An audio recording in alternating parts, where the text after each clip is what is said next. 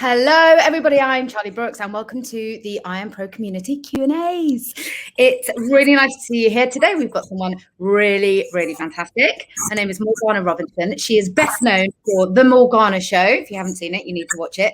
Very important people and Toast of London, to name but a few. So let us welcome her in. Hello, Morgana. Hello. Hi, darling. Lovely to see you. So lovely to see you. I am so happy to have you on here doing this Q&A. Thank you for having me. I'm very happy to be here. Right, what do I want to extract out of you today?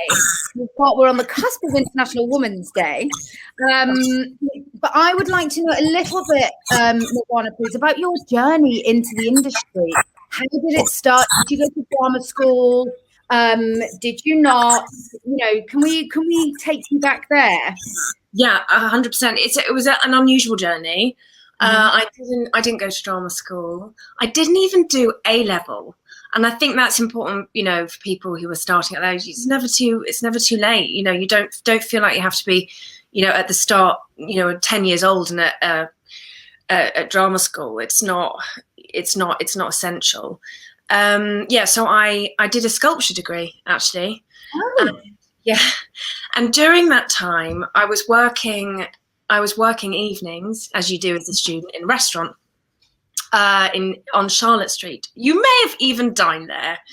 Do you know Rocker? Do you remember Rocker? I do, yeah, of course I've been there, yeah.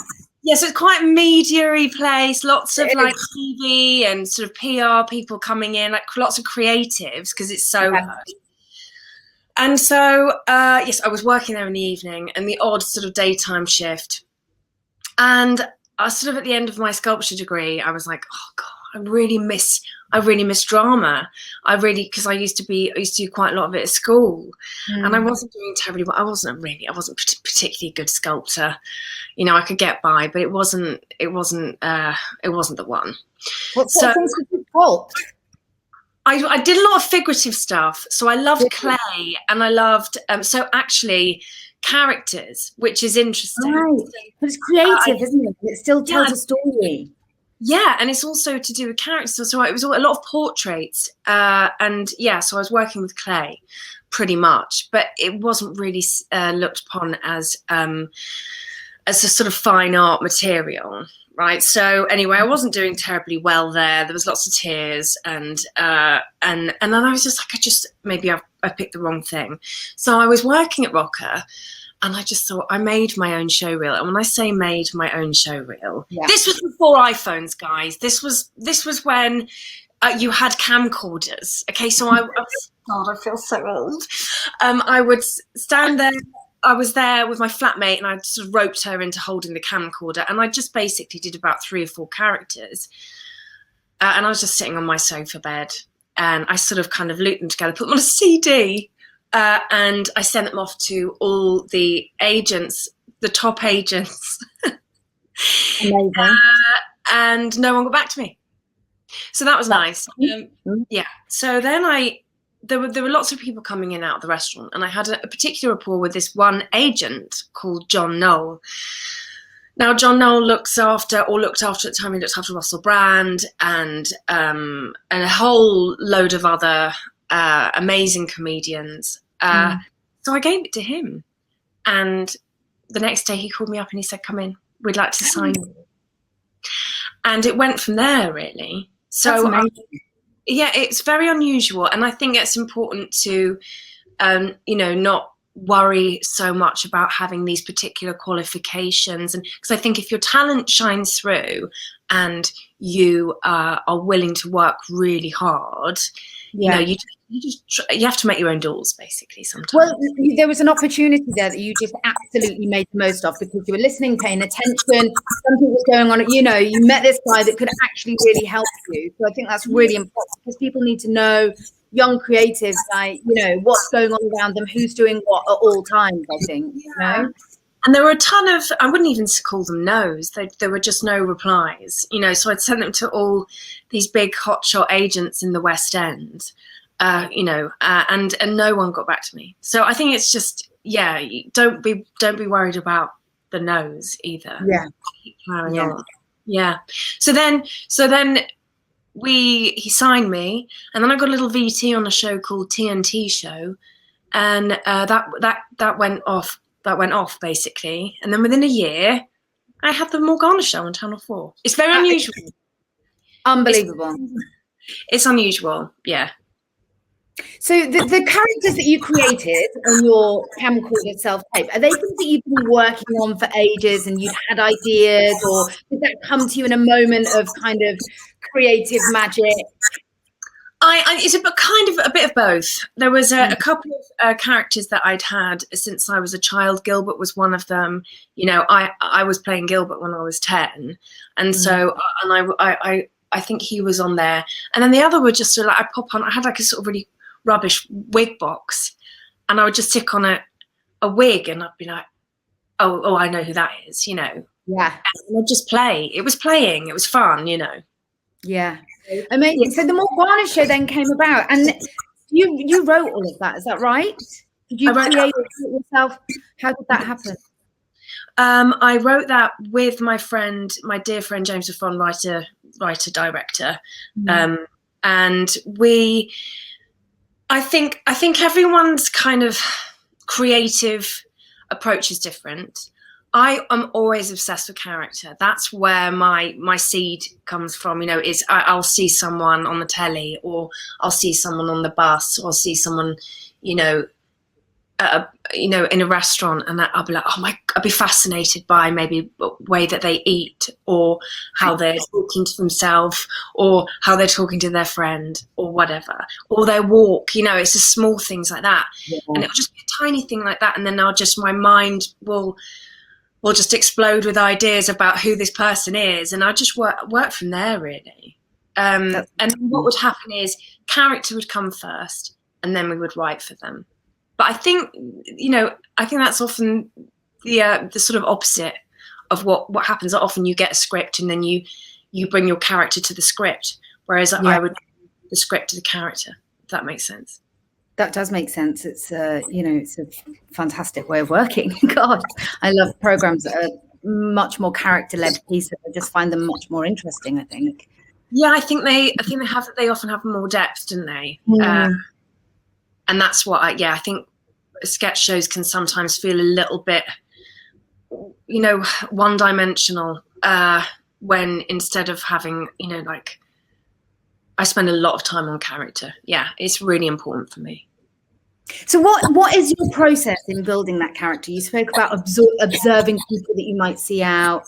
For me, I know it's definitely putting on a pair of shoes and sort of shoes. Yeah, shoes are a good one. Yeah, I can't agree with you more. Clothing, this is for me, this is the most exciting bit. Even just talking about it, I get excited. It is. It's dressing. You like getting up. It's dressing up, isn't it? It's like you're going to the club and you put on a jacket and you're like, I know who this is. You put on your uniform. You know who you are. And I think I do a lot of workshopping when it's my stuff. So I'll go on camera with my director, who would be James Affron. That's for my sketch shows. And I'd say, just write down 10 questions and ask me, and I wouldn't know what was coming, and things like that. So I get to know her on the spot. That is pretty much what I would do. So you hot seat yourself, basically. Yeah, I put myself in really uncomfortable positions, and and try and tackle them. Yeah. I remember the first time I was hot seated. So I'd been in EastEnders for years, and then I'd gone to do a play called Our Country's Good at the Liverpool Playhouse. And I'd never, because I did a year at Artsed on the foundation drama course, and I went straight into the show. I never did any of that sort of building of characters or thespian-y stuff that you learn at, at school.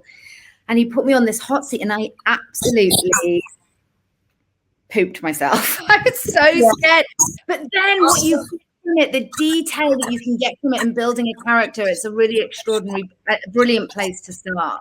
Yeah, and putting yourself, in the sort of in an uncomfortable position works out a lot of the time. Yeah, putting yourself in the unknown. Don't be afraid. Yeah, I've taken the character onto the street before, or one particular one as well. Oh, have you done that? I have done, and I that was probably one of my lowest moments, actually. I remember John Noel's mad. He's known for being wonderfully mad. He'd be like, he's from Manchester, like, right, go on, interview people, go on. And obviously everyone would, and I'd be this crazy character all dressed up with like a pretend mic, and people just run. Oh, yeah. So I wouldn't necessarily advise going onto the street, not for your first time, maybe. No, not. Did you have any luck? Well, I did it in secret, so nobody else knew. I was playing a character at the streetcar named Desire, and I was really just trying to find her sort of mannerisms and how she felt about the world and who she wanted to hide from, and going down escalators on the tube. I just tried to embody her, you know, and it was really fascinating. Streetcar named Desire, that's incredible. Yeah, it was amazing. It was amazing. Wow. So from writing your own shows and getting the agent, writing your own show, getting that commissioned, to then receiving the script and somebody else has written the part, can you talk me through your process of how you break down a script, whether it's film or TV, how they might differ, sort of just from start to finish? Yeah. When I get a script, I read it as much as I possibly can, over and over and over and over again. Yeah. Especially your scenes, because every time I reread, I pick up on. Do you feel the same? Like if sometimes it will take me like 2 weeks for some penny to drop, and I'm like, oh, that's what they mean, you know. I'm so happy you said that. It's true. I think it's really important to be honest here, you know, and I like reading things and learning them so well that you could juggle, or you could cook dinner whilst you're saying them. I think once you learn that you know your lines that well, then you have the freedom to do what you want. Don't you think? 100%. And I'm not very good at learning lines. I have to really, really work hard. I think you're the sort of person. Oh my God, babe. I draw. So this is a bit of advice. If you're really bad at learning lines, record them and listen to them, because you can be an oral person or you can be a visual person, depending on what. But I record them on my phone. There's like, you know, like I can't remember what it's called. I can't remember the app, but anyway, voice memo, or is there a special line learning app? There's a line. I think it's called Line Learner, actually. Oh, stop it! I haven't got this in my life. I just voice memo it, and then I've got both of my voices playing both parts, and then I can't remember which part is which. Oh, don't you put a stupid voice on for the other person so you know it's not you. It's really funny listening back to them. It is, because it's all like that. Yeah. But then I actually draw pictures next to my lines. So interesting. Oh, would you like a cup of tea, love? I'll just draw a cup of tea, and then then it's in. You know, like, so that helps. Am I going off the question? What was the question? No. This is really interesting. It's really, we're talking about your process of how you break down a script and then building a character that's written for you is what we're going to go into. But line learning is, you know, I think it's important that I love hearing people's tips so I can take them and have them for myself. Yeah, I'm sure you're not going to learn anything from what I've got to say. But what else? So really just know the script. You know, from back to front is what I would say. And with characters where I guess I try and think pretty much a lot about their background and why they are like they are, I guess. And also with any character, I feel like, and this goes for us as humans, I feel like there's the person we are and the person we pretending we are to a certain degree. Like, who do we want to be? How do we want to be portrayed? And I think for me, maybe the comedy comes from the gap. Yeah, so, but isn't there like 77 gaps? Aren't you like loads of different people to loads of different people, like a chameleon, whatever situation you're in? I think there's not just two versions of us, is there? There's us and then absolutely of us.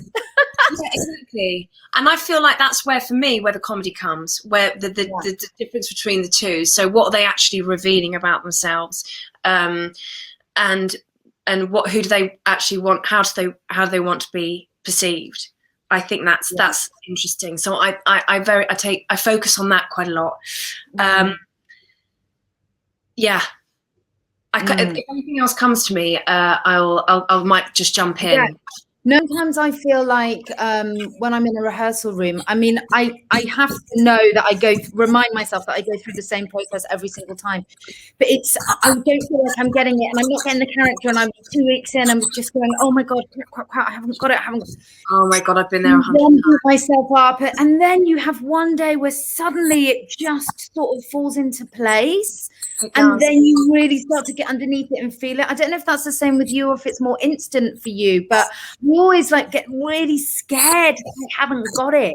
Absolutely. It's so intimidating, especially the first day of rehearsal.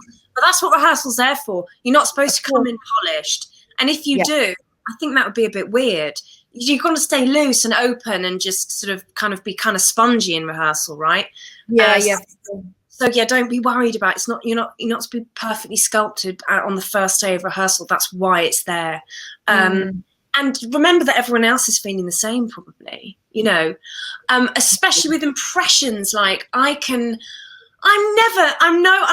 I'm pretending to be Danny Dyer on the first day of rehearsal, I haven't got that. It might be, a month till we record, till we shoot. I'm not necessarily going to have the voice down or the mannerisms. So you have to practice that a lot when you do the impressions. So some characters I get immediately.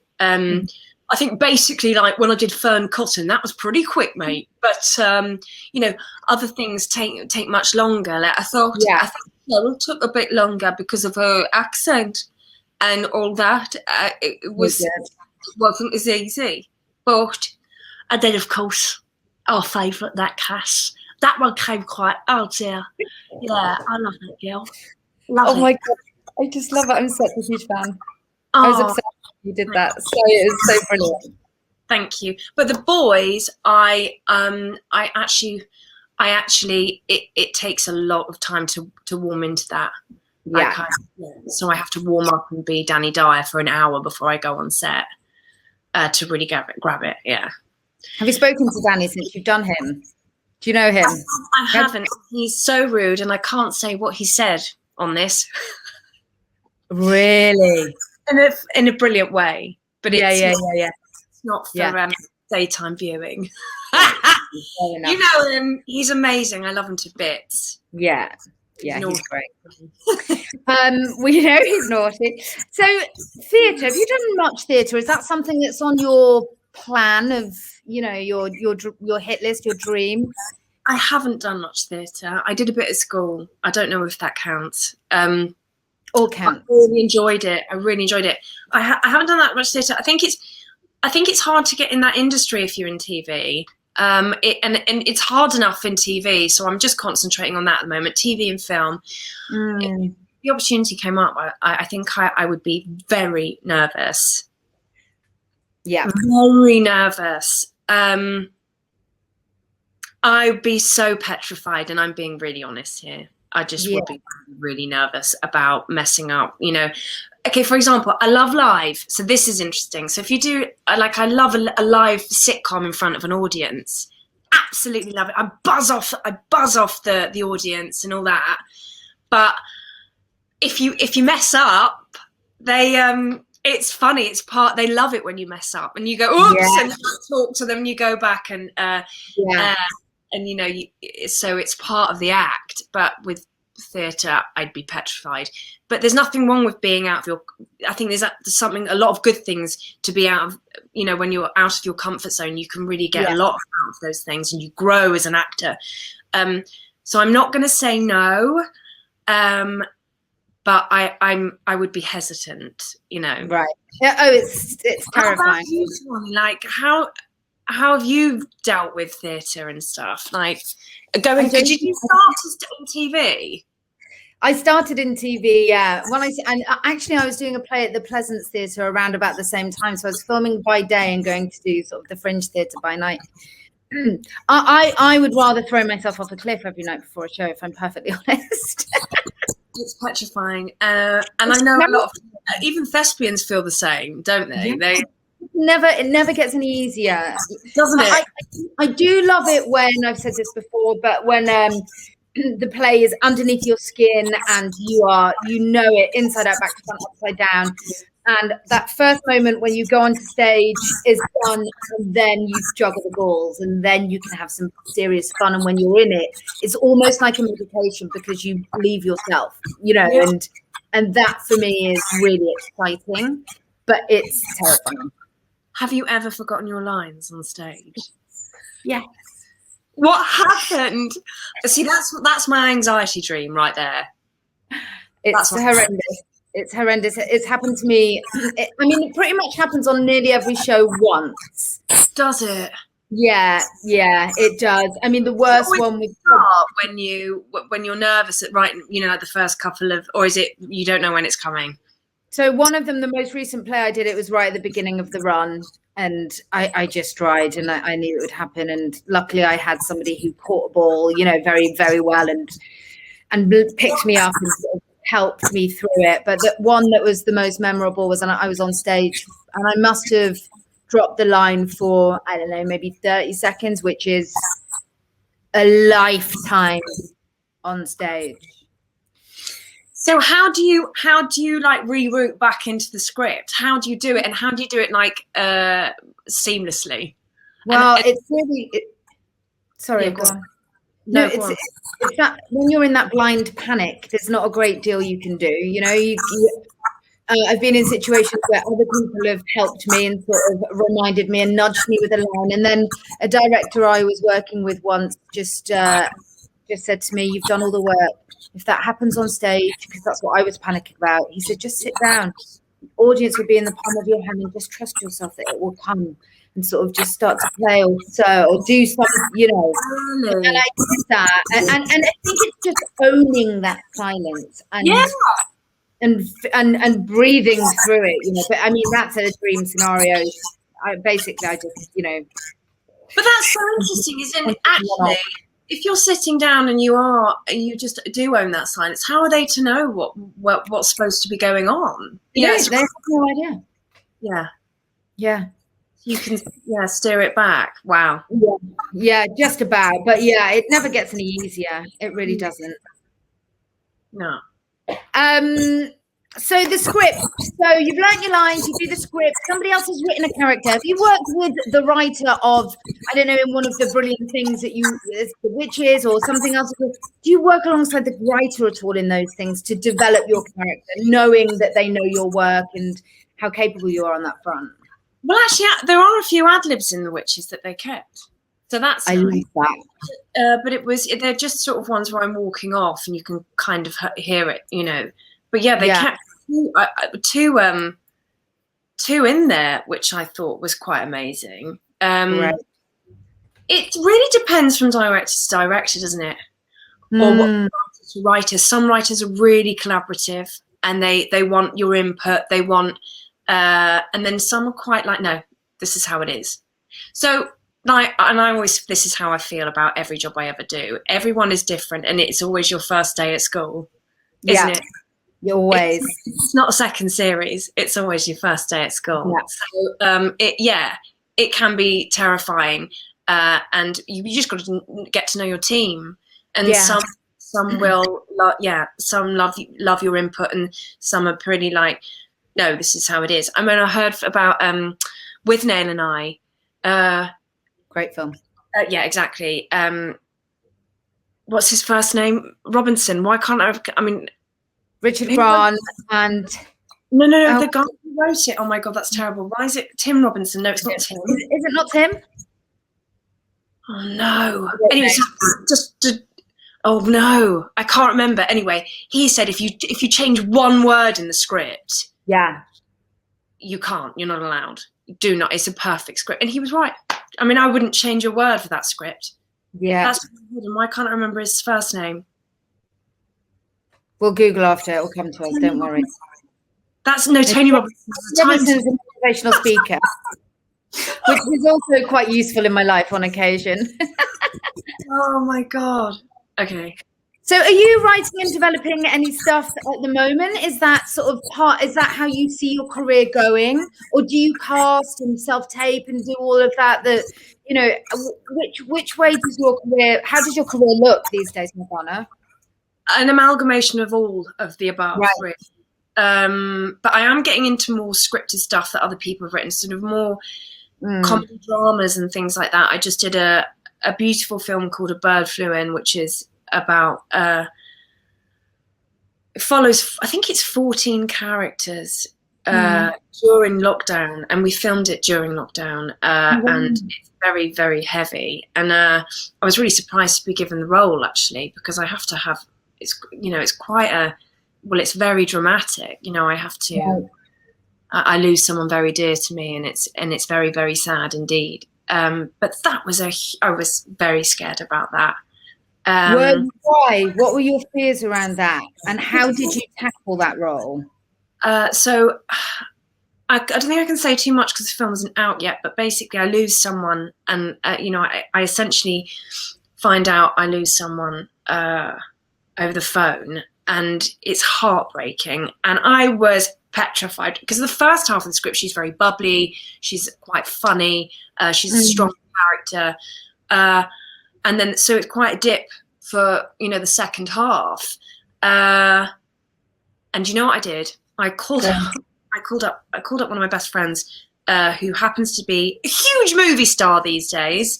And his name is Benny Wong. He's amazing. Anyway, I asked him for advice. I said, how do I deal with this? And he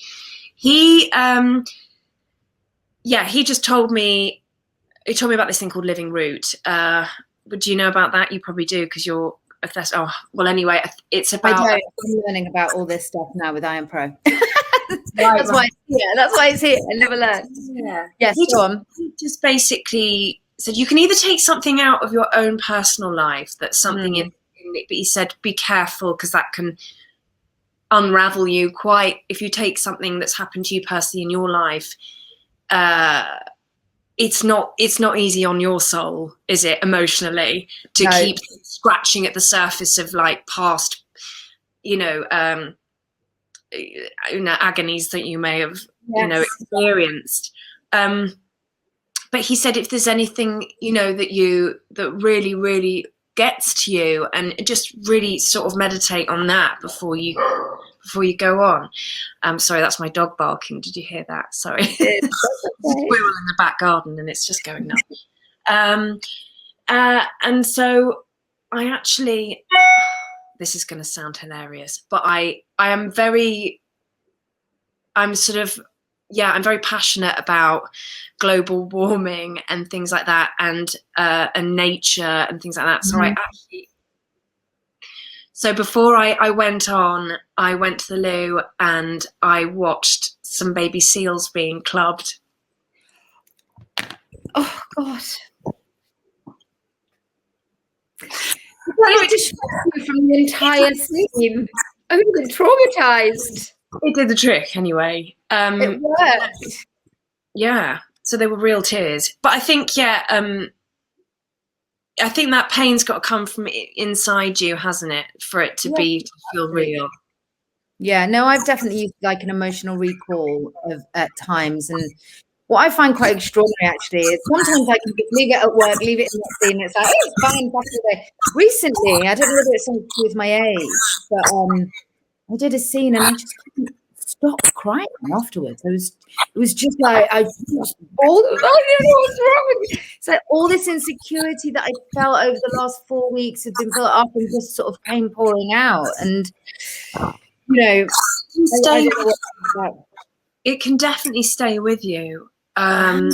Similar, yeah. Really, I'm playing someone very, very angry who had a bit of a breakdown, and I couldn't shift that mood for a while, for a couple of days. Yeah, and that's why I think it's tricky when you take it personally. Yeah, there has to be a balance that we can strike, doesn't there? Yeah. Morgana, if you were giving your younger self some advice, or the gorgeous young people that will be watching this Q&A, looking to get into the industry, you know, looking to break through, what would that be? I would say two things. One, do not be afraid to fail. I can't say that. I can't say that any louder and any clearer, because you will fail. But there's nothing wrong with that. There's absolutely nothing wrong with failing. Don't be scared to fail. It's part and parcel of the industry. Most of the things I make are terrible, but every now and again a call could come, you know, something comes out that's great, and I'm really proud of it. But we're all artists, and none of us are perfect. And I think, what's wrong with failing? Just have a go. I think the worst thing for me would be not to try, and wish I had one day. So just embrace failure. Just let it be part of what you do, and just get up, dust yourself off, and keep going. I think, do not be afraid to fail. It's nothing to be scared of. That's when you learn the most. In a way, it's your friend. Failure is your friend. You work out what works and what doesn't work. Sometimes it's in front of, you know, a director and a casting director, but who cares, you know? It's a journey, isn't it? And I think even you just learn something new on every job, you know? Watch yourself back, which can be really difficult for some people. I find it really hard sometimes, but I learn from watching things back and going, right, well, that doesn't work. Or, you know, and if you have this is very rare, but if you're on set and a director says, do you want to watch it back? I'm like, yes, absolutely. The third thing I would say is try and be in the moment when you're in a scene. I've started meditating the last couple of years, and weirdly, I feel like my acting's got better for it, because in the past I'd be so petrified about lines and what's going on. I wouldn't actually be 100% in my character, and I can almost see myself ticking over, like thinking about the next line. Someone said this to me once, dare to forget your next line. And what he meant by that was, don't worry about what's coming. Be in that moment now. Enjoy this line here, right now. And don't worry about the next one. If you forget it, you forget it. I mean, we were just talking about how petrified we were about forgetting lines, but you do, you know, you can fluff every now and again on TV. On film, you can, you know, there are multiple takes. So just try and be in the moment as much as possible. And I feel you get a more authentic performance. Yeah. Great advice. Thank you. Thank you so much for being here with me today. It's been an absolute joy. Oh, my pleasure. It's been great. I hope it's been helpful in some way. Oh, it has. I've certainly learned a lot. And I got to see some of your wonderful impressions, which I was thrilled about. Thank you.